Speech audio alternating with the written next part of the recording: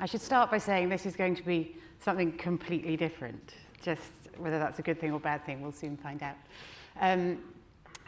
So I'm here to go the completely other end of the very macro scale, which was a brilliant overview, thank you, Richard, to the kind of micro end of this, which is content. So I work in commissioning.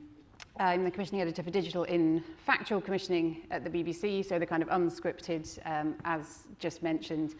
But I've thought for a long time that content can get overlooked, and the importance of content is obviously vital within the sort of different pockets you put it in, or media companies, or media strategies that you have. So I'm going to talk a little bit about the ways we are in factual commissioning using Facebook and social platforms more than the big SVODs, so it's going that way, to learn what we can to then inform the commissioning of the content, which fits into the bigger macro picture. It'll all make sense in about 10 minutes. So we'll start with the cons, because we have to, although to be honest, they were mostly summed up brilliantly, and I've only got one slide, so it's fine, which are the rise of digital platforms across the whole of the internet means greater competition in terms of content, bringing increasingly fragmented audiences in different places who want different things. And then as a public service broadcaster, it's harder to deliver. By definition, our audience is everybody, and our charter and remit is to please everybody all of the time, which, as anyone will know, is kind of a hard target to hit. So moving swiftly on to the good bits, digital platforms, I feel very strongly, I'm not a television background, I'm now working in television commissioning, and I have worked in television news previously, but I've worked commercially for a long time in different agencies, in different companies, broadcasters, studios, lots of different things. And I've always seen it as a massive opportunity, whereas lots of people have seen the internet fundamentally as kind of just really annoying in a television landscape for the last 10 or 15 years. But you can't change it, so it's about seeing what's good about it. And it's always meant the ability to have a new approach to trying new things. Real-time feedback from audiences has, from day one, for me working in television news, been the most interesting, useful thing that digital platforms enable. Doing things TV can't, and absolutely maximizing that. And taking the subjects and people the audience loves to try these new things, get the feedback, and feed it back into the commissioning loop. So I'm going to talk a bit about how we've approached that at the BBC. Specifically in factual commissioning. So my goal in this role, I've been in the job for about 15 months. It's a new job. There wasn't anyone doing it before, so I've made up what it is. It's to reach more people, and for us it is specifically younger adult audiences. Richard's enjoying this GIF. I don't know if anyone else is, but that's good. The context is all the stuff that you know, the fragmented audiences, big internet, FAANG, fake news, misinformation. There are lots and lots of issues there on the internet, and the BBC takes these very seriously, and they're doing multiple things in multiple places to help address them. And so the how, from my perspective, is to take this test and learn approach. So it's lots of mini experiments. It's, in a BBC sense, giving me the ability to bypass quite a lot of the bureaucracy and various silos and enormous strategies that there are about lots of things, and just try stuff out, but always with the intention that everything we learn, we can then feed back into commissioning more broadly for the longer form programs, whether it's for BBC One, BBC Two, iPlayer, wherever these things are going to end up in the future. But crucially, the other really great thing about digital content, from my perspective, is it's much lower risk and relatively lower cost than a big experiment on BBC One in prime time.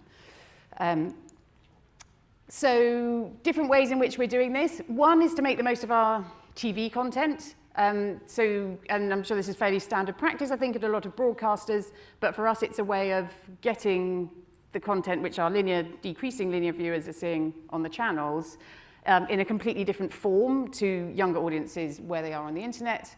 And this is broadly by taking the content, cutting it down and creating individual stories. Animals do really well on the internet. That's something nobody knew.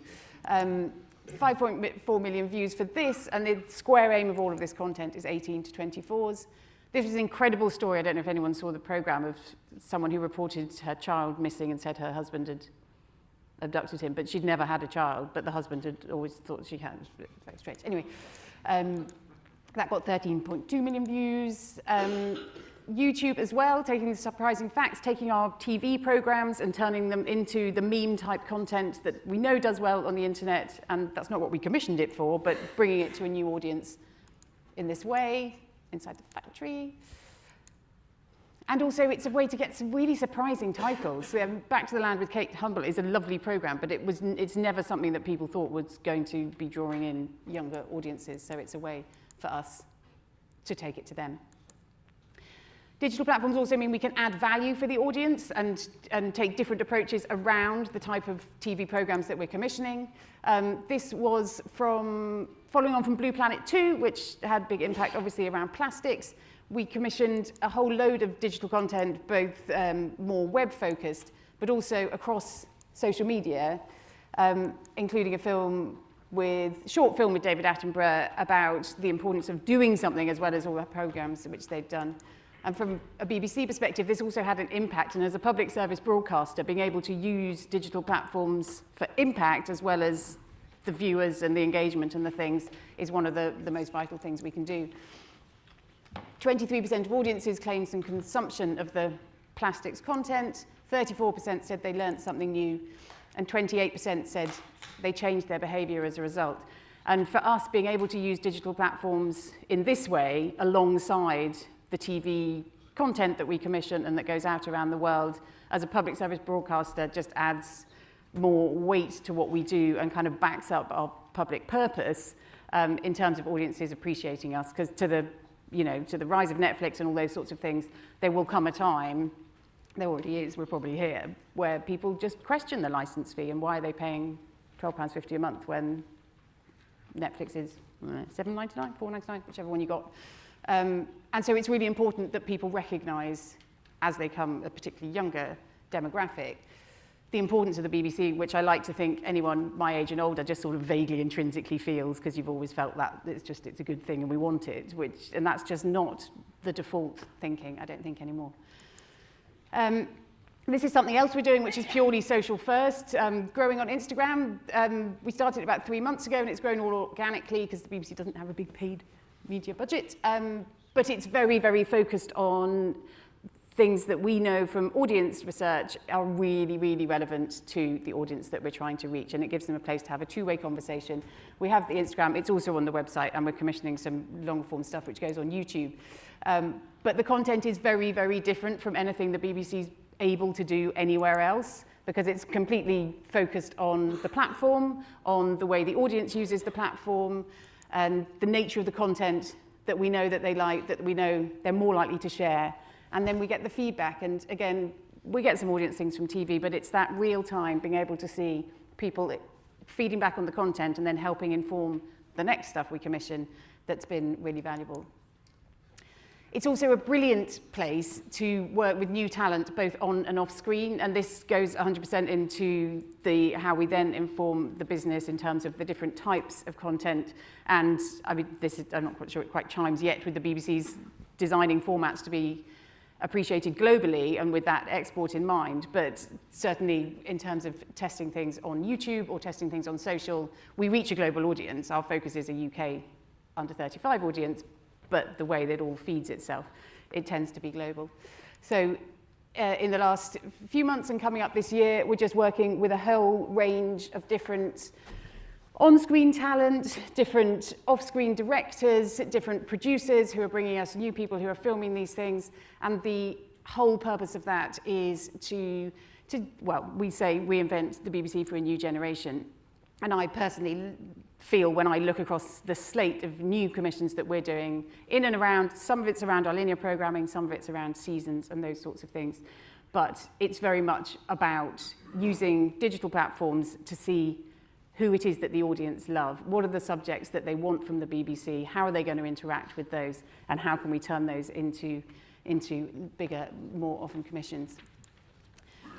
So what we've learned so far, surprise, surprise, social and digital audiences have very different needs from linear viewers and the types of content they want and the things they want to see. Really different skill sets are used, and this is true for any length of the video that we're making, obviously when it's super short and social, but just the different times, the different lengths of programs that you can have and how flexible those can be and the pace and the different grammar of the filmmaking is significantly different from a lot of traditional production. And that the data is crucial, and you guys know this more than anyone, but it hasn't always been used all that effectively, I would say. Everything I say is my personal opinion. I should have said that at the beginning. Everything I say is my personal opinion.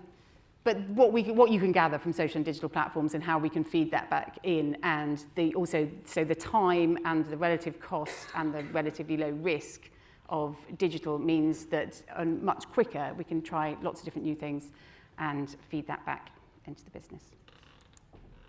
The end. Dave, that was